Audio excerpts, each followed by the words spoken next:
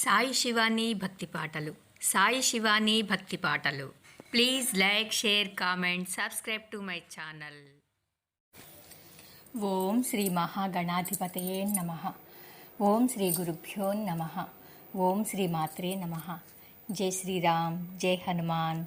సుందరకాండలో 27వ సర్గలో ఈరోజు త్రిజటా స్వప్న వృత్తాంతం గురించి తెలుసుకుందాం. సీతాదేవి పలికిన మాటలను విని భీకర రాక్షస స్త్రీలు కోపంతో ఉడికిపోయిరి. వారిలో కొందరు బలశాలి అయిన రావణునకు ఈ సంగతులను నివేదించుటకై వెళ్ళిరి.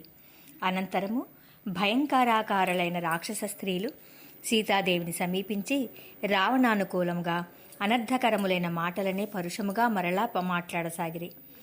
దుర్మార్గురాలవైన ఓ సీత, నీ నిర్ణయము అనుచితమైనది. రావణుని తిరస్కరించుట. రాక్షస స్త్రీలము అందరము కలిసి నేడే ఇప్పుడే నీ శరీర మాంసమును తృప్తిగా భక్షింపగలము. అప్పుడు క్రూరులైన రాక్షస స్త్రీలు ఈ విధముగా సీతాదేవిని భయపెట్టుట చూసి ఇంతవరకు నిద్రించి ఉన్న జ్ఞాన వృద్ధురాలు విభీషణుని కూతురు అయిన త్రిజట అను రాక్షసి మేల్కొని ఇట్లు పలికింది. ఓ దుష్ట స్త్రీలారా, మిమ్ములను మీరే తినివేయుడు. ఈమె జనకుని గారాల బిడ్డ, దశరథుని కోడలు. మీరు సీతను భక్షింపజాలరు. నాకొక కల వచ్చినది. అది మిక్కిలి భయంకరమైనది, గగురుపాటును కలిగించున్నది. రాక్షసులందరి వినాశమును, సీతాపతియగు శ్రీరాముని జయమును సూచించున్నది. కోపోద్రేకంలోనున్న ఆ రాక్షస స్త్రీలు త్రిజట మాటలకు మిక్కిలి భీతిలిరి. పిమ్మట వారందరూ ఆమెతో ఇట్లానిరి. ఓ త్రిజట, ఈ రాత్రి నీకు వచ్చిన కల ఎట్టిదో వివరింపుము. ఆ రాక్షస స్త్రీల మాటలను విని త్రిజట ఆ ఉషకాలమున తనకు వచ్చిన స్వప్న విశేషములను గుర్చిట్లు వివరింపసాగెను. ఏనుగు దంతములతో నిర్మింపబడి 1000 హంసలను పూంచిన ఒక దివ్యమైన పల్లకి ఆకాశమున ఇటు వచ్చుచుండుట నేను కలలో చూచితిని. అందు లక్ష్మణునితో కూడిన శ్రీరాముడు శ్వేత మాల్యాంబరధారి అయి ఆసీనుడై ఉండెను. నేను స్వప్నమున సీతను కూడా చూసితిని. ఆమె సముద్ర మధ్యమున గల ఒక తెల్లని పర్వతముపై ఆసీనురాలై ఉండెను. ఆమెయు శుభ్రవస్త్రములను ధరించి ఉండెను.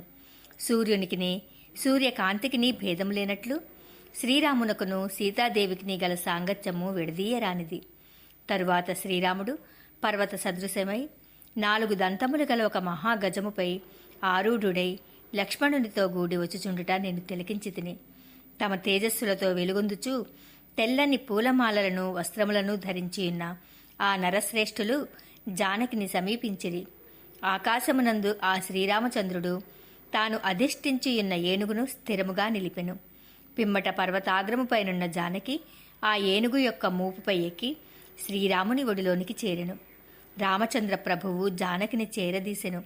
పిదప ఆ కమలలోచన తన పతియుడి నుండి లేచి సూర్యచంద్రులను స్పృశించుటట నేను చూసితిని.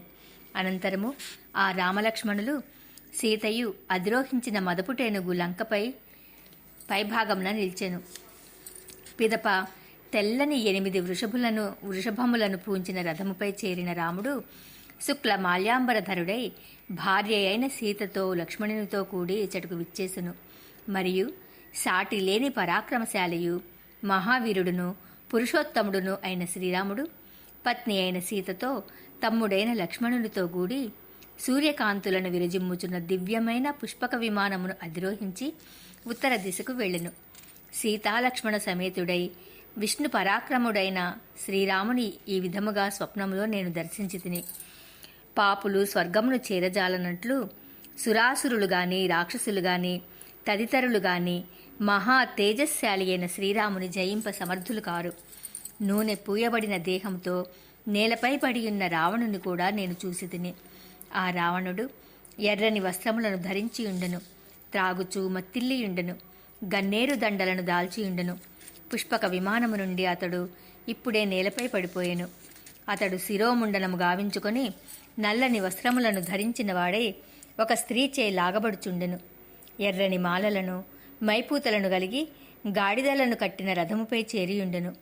అతడు కలత చెందిన మనసుతో పిచ్చివాని వలె నూనెను త్రాగుచూ నవ్వుచూ నృత్యము చేయుచూ గాడిదల రథముపై దక్షిణ దిక్కునకు త్వరగా వెళ్ళెను. పిమ్మట రాక్షస రాజైన రావణుడు భయవ్యాకులుడై గాడిదపై నుండి తలక్రిందులుగా భూమిపై పడిపోవుచుండుటను చూసి తిని. ఆ రావణుడు త్వరగా తొట్టుపడుచూ లేచి భయపీడితుడై మత్తుచే స్పృహలేనివాడై దిగంబరుడై పిచ్చివాని వలె నోటికి వచ్చినట్లుగా పెక్కు విధములు ప్రేలుచుండెను. అతడు దుస్సహమై దుర్గంధ భూయిష్టమై భయంకరమై అంధకారమయమైన నరకము వంటి మలకూపమునబడి వెంటనే అందు మునిగిపోయెను. అతడు దక్షిణ దిశకు బయలుదేరిన వాడై బురద మడుగులో ప్రవేశించెను. ఒక నల్లని స్త్రీ శరీరమంతయును బురద పూసుకొని ఎర్రని వస్త్రములను ధరించి రావణుని మెడకు త్రాడుగట్టి దక్షిణ దిక్కునకు ఈడ్చుకుని పోచుండెను. కలలో నేను ఈ దృశ్యమును గాంచితిని. రాక్షసుడైన కుంభకర్ణుని కూడా నేను అట్లే చూసి తిని. రావణుని సుతులందరూ నూనెలలో మునిగిన దేహములతో కనపడిరి. వరాహముపై రావణుడు, మొసలి మీద ఇంద్రజిత్తు, ఒంటెపై కుంభకర్ణుడు దక్షిణ దిశగా సాగిపోయిరి. వారిలో ఒక్క విభీషణుడు మాత్రం తెల్లని గొడుగుతో కనపడెను. అతడు తెల్లని మాలలను వస్త్రములను ధరించియుండెను. స్వచ్ఛమైన గంధముతో మైపూతలతో ఒప్పుచుండెను. శంఖ దుందుబి ధ్వనులతో నృత్య గీతములతో ఆనందించుచుండెను. ఆ విభీషణుడు శైల సదృశమై మేఘ గర్జనల వంటి ఘీంకారములు సలుపుచున్న 4 దంతములు గల దివ్య గజమును ఆరోహించి 4 మంత్రులతో గూడి ఆకాశమున నుండెను. గీతములను పాడుచు వాద్యత్రయమును మ్రోగించుచున్న రాక్షస సమూహమును కూడా గాంచితిని. వారు మద్యములను సేవించుచుండిరి. ఎర్రని పూలదండలను వస్త్రములను ధరించియుండిరి. రమ్యమైన ఈ లంకాపురి అందలి గోపురములు తోరణములు చిన్నాభిన్నములాయను. హయ రథ గజ బలములతో కూడా అది సాగరమున పడిపోవుట చూసి తిని. ఇంతవరకును రావణునిచే రక్షింపబడిన ఈ లంక రాముని దూతయైన మహాబలశాలి అయిన ఒక వానర ప్రముఖునిచే దగ్ధమైపోచున్నట్లు స్వప్నమునగాంచి తిని. రాక్షస స్త్రీలందరూ తైలములను త్రాగుచు హ హ హ అని వెకిలిగా నవ్వుచు బిగ్గరగా అరుచుచు బుగ్గి అయి భయంకరముగానున్న లంకలో గంతులు వేయుచుండిరి. కుంభకర్ణుడు మొదలుగు ఈ రాక్షస యోధులందరూ మాసిన వస్త్రములను ధరించి ఆవు పేడ మడుగులో ప్రవేశించిరి. ఇంకనూ త్రిజట ఆ రాక్షస స్త్రీలతో ఇట్లు పలకదొడిగెను. ఇక్కడి నుండి దూరముగా కనబడకుండా తొలగిపొండు. శ్రీరాముడు సీతాదేవిని పొంది తీరును. క్రుద్ధుడైన ఆ రాముడు రావణాది రాక్షసులతో పాటు మిమ్ము కూడా హతమార్చివేయును. శ్రీరామునకు సీతాదేవి బహిప్రాణము. ఆమె వనవాసమున ఆపత్కాలమునందు ఆయనకు తోడుగా దీక్షను కొనసాగించుచున్న సాధ్వి. ప్రేమకు ప్రతిరూపమైన తన భార్యను ఎవరైనా తిట్టినను భయపెట్టినను అతడు ఏమాత్రము సహింపడు. మీ క్రూర వచనములను ఇక చాలింపుడు.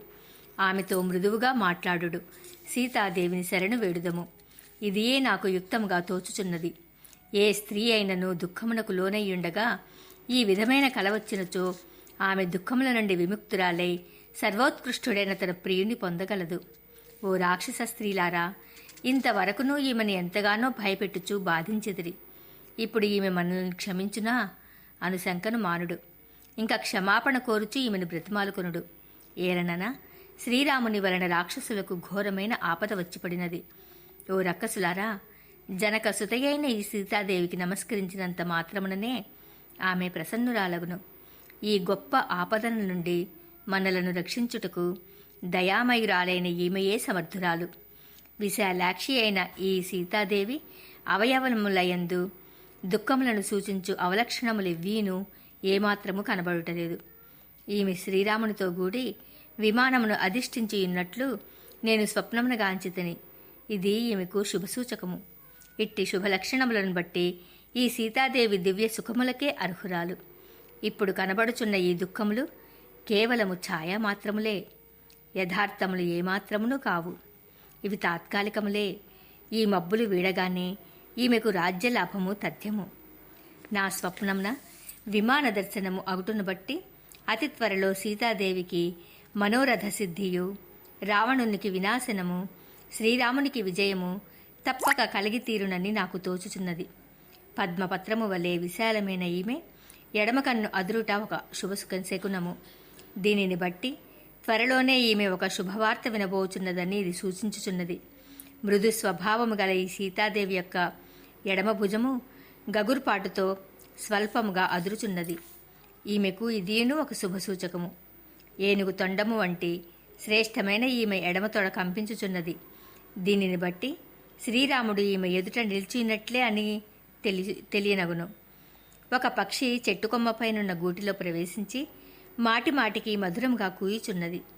ఆ కూజితము, సీత, నీవు భయపడకము, శ్రీరాముడు నీ ఎదుటనే ఉన్నాడు, ఆయనకు సుస్వాగతం అని స్వాగత వచనములను పలుకుము అని ఊరడించుచు సంతోషముతో సీతాదేవికి ఉత్సాహమును కలిగించుచున్నట్లున్నది. పిమ్మట సీతాదేవి తన భర్తకు విజయం సిద్ధించునని ఎరింగి సంతసించి స్త్రీకి సహజాలంకారమైన బిడియముతో ఇట్లనెను. త్రిజట చెప్పిన స్వప్న విశేషములు నిజమైనచో మీ అందరికిని శరణమును ఒసగెదను. 27వ అధ్యాయం సంపూర్ణం. 28వ అధ్యాయం సీత విలపించుచు ప్రాణ పరిత్యాగమునకు సిద్ధపడట గురించి తెలుసుకుందాం. సీతాదేవి రాక్షసరాజైన రావణుని కఠోర వచనములను విని దుఃఖించినదై తన భర్త తనకడ లేనందున ఆర్తురాలై దట్టమైన అడవి నడుమ సింహము చేత జిక్కిన గున్న ఏనుగు వలె మిక్కిలి భీతిల్లెను. భయస్వభావ అయిన సీతాదేవి రాక్షస స్త్రీల మధ్య దిక్కుతోచనిదై విలవిలలాడుచుండెను. పైగా ఆమెను రావణుడు కర్ణ కఠోరములైన తన మాటలతో మిక్కిలి బెదిరించెను. అట్టి స్థితిలో ఆమె అడవి మధ్యలో ఒంటరిగా విడిచిపెట్టి బిక్కుబిక్కుమనుచున్న అమాయక బాలిక వల్లే విలపించెను. లోకమునందు ఎవ్వరికైనను వారు కోరిన సమయమున మృత్యువు సంభవింపదు అని ప్రాజ్ఞులు పలుకుదురు. ఇది ముమ్మాటికి సత్యమే కదా. రావణుడును ఈ రక్కసి మూకలను నన్ను ఇంతగా భయపెట్టుచున్నప్పుడు ఒక్క క్షణము కూడా నేను జీవించి ఉండరాదు. ఆయనను దురదృష్టవంతురాలనైన నేను జీవించి ఉంటిని. ఇది అందులకు ప్రబల నిదర్శనము. సుఖమను మాటకే నేర్చుకొనక అనేకములైన దుఃఖములలో మునిగిన నా గుండె వజ్రాయుధముచే కొట్టబడిన పర్వత శిఖరము వలె తుత్తు నేలు కావలసి ఉన్నది. అయినను అట్లు కాలేదనగా అది ఒక రాతి వల్లే కఠినమైనది. ఈ భయంకరమైన రావణుడు ఎట్లైనను నన్ను వధించి తీరును. కనుక ఇట్టి స్థితిలో నేను ఆత్మహత్యను చేసుకొనుటలో దోషమేమాత్రమునూ లేదు. ఇది యథార్థము.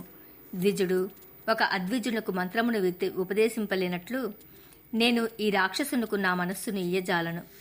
జగన్నాథుడైన శ్రీరాముడు 2 నెలల గడువు లోపల ఇచ్చటికి రానిచో దుర్మార్గుడైన ఈ రావణుడు శస్త్రచికిత్సకుడు గర్భస్థ ప్రాణిని ఛేదించినట్లు నా అవయవములను తన పదునైన శస్త్రములతో నిజముగానే ముక్కలు ముక్కలు గావింపగలడు. అయ్యో, చిరకాలము నుండి దుఃఖంలో మునిగిన నాకు రావణుడు ఇచ్చిన 2 మాసముల గడువు త్వరలోనే ముగియనున్నది. రాజాపరాధము వలన బద్ధుడై ఉరిశిక్ష పడి వేకువజాముననే వధింపబడనున్న దొంగ స్థితి వలనే ఇప్పుడు నా స్థితి ఉన్నది. అయ్యో రామా, లక్ష్మణ, సుమిత్రాదేవి, కౌసల్య అత్తగారు, నా తల్లి సునయన అందరూ నా దుఃఖస్థితిని కూర్చి వినుడు. దురదృష్టవంతురాలైన నేను మహాసముద్రమున పెనుగాలికి గురి అయిన నావవలే తీవ్రమైన ఆపదలలో కొట్టుమిట్టాడుచున్నాను. బలశాలురు రాజకుమారులు అయిన ఆ రామలక్ష్మణులు మృగరూపమును ధరించిన ఒక ప్రాణి చేత మారీచును చేత పిడుగుపాటుచే 2 సింహముల వలె నిజముగా నా కారణములుగా ఆపదల పాలైరి. వాస్తవముగా ఆ కాలపురుషుడే మృగరూపమును దాల్చి అల్పభాగ్యనైన నన్ను అప్పుడు ప్రలోభపెట్టెను. అందువలన మూర్ఖురాలనైన నేను ఆ మృగమును తీసుకొని రమ్మని ముందుగా పూజ్యుడైన శ్రీరాముని పిమ్మట లక్ష్మణుని పంపితిని. ఓ రామా, నీవు సత్యవ్రతుడవు, దీర్ఘబాహుడవు, నిండు చంద్రుని పోలు ముఖవర్చస్సు గలవాడవు. నీవు సకల ప్రాణులకును హితైషివి, ప్రియతముడవు. నీ భార్యనైన నన్ను రాక్షసులు వధింపబోచున్నారు. నీవెరుగవా? నిన్నే పరమదైవముగా అనన్య భక్తితో సేవించుచుంటిని. నీ దర్శన భాగ్యము కలుగునను ఆశతో రాక్షసులు పెట్టు నానా బాధలను ఓర్పుతో సహించుచుంటిని. కటిక నేలపై శయనించుచుంటిని. నియమపూర్వకంగా ధర్మమును ఆచరించుచుంటిని. పాతివ్రత్యంతో మనుగడ సాగించుచుంటిని. ఇవి అన్నీయునో కృతజ్ఞులకు మానవులకు నచ్చిన ఉపకారము వలె నిష్ఫలమగుచున్నది. అయ్యో రామా, నా ధర్మాచరణము పాతివ్రత్య పాలనము వ్యర్థములే అయినవి. నీ దర్శన భాగ్యమే కరువైనది. నీకై కృషించి వివరణనైతిని. నిన్ను మరల కలుసుకొనగలనన్న ఆశయు నాలో సన్నగిల్లినది. ఓ రామా, నీవు పిత్రాజ్ఞను నియమపూర్వకముగా పాలించి వనవాస వ్రతమును పూర్తి చేసి గడువు ముగియగానే వనముల నుండి అయోధ్యకు చేరెదవని భావింతును. లబ్ధ మనోరథుడవై అచ్చట నిర్భయముగా సుందరీమణులతో విహరించదవని నేను తలంతును. ఓ రామా, నేనైతే నీయందే అనురక్తురాలను. చిరకాలము నీయందే బద్ధానురాగనగుట వలన ఈ రాక్షసులచే మడియుటకు కూడా లెక్క చేయలేదు. నిన్ను చేరజాలని నా ధర్మాచరణము, నా తపస్సు, పాతివ్రత్య జీవనము అన్నీయూ వ్యర్థములైనవి. నా జీవితమునే త్యజింతును. నేను దురదృష్టవంతురాలను. నేను విషభక్షణము చేయగాని, వాడి అయిన శస్త్రము చేయగాని నా జీవితమును వెంటనే చాలించదును. కాని ఈ రాక్షస నివాసమున నాకు విషమునిచ్చువారు గాని శస్త్రమునిచ్చేవాడు గాని కనబడటలేదు. ఇట్లు సీతాదేవి పలు రీతులా విలపించుచు సర్వాత్మ భావముతో శ్రీరాముని స్మరించుచుండెను. ఆమె భయముతో వణుకుచు నోరు ఎండిపోయినదై బాగుగా పుష్పించిన అశోక వృక్షమును సమీపించెను. శోకాకులి అయిన సీతాదేవి పరిపరి విధములా ఆలోచించినదై తన జడనే ఉచ్చుగా వేసుకొనెను. పిమ్మట నేను ఈ జడతో ఉరివేసుకుని శీఘ్రముగా యమసదమునకు చేరెదను అని ఆమె నిర్ణయించుకొనెను. సుకుమారి అయిన ఆ సీతాదేవి ఆ చెట్టు కొమ్మను పట్టుకుని నిలబడెను. అనంతరము ఆమె శ్రీరాముని, లక్ష్మణుని, తన వంశమును స్మరింపసాగెను. ఇంతలో శుభాంగి అయిన ఆమెకు శోకమున తొలగించి ధైర్యమును గూర్చునవి, సత్ఫలదాయకములుగా లోక ప్రసిద్ధములైనవి శ్రీరాముని ఆగమనమును సూచించుచు లోగడ కనబడిన పెక్కు శుభశకునములు మరల గోచరించెను. 28వ సర్గము సంపూర్ణం. ఇంకా 29వ సర్గ రేపటి రోజున సీతకు గోచరించిన శుభశకునాల గురించి తెలుసుకుందాం. జై శ్రీరామ్, జై హనుమాన్.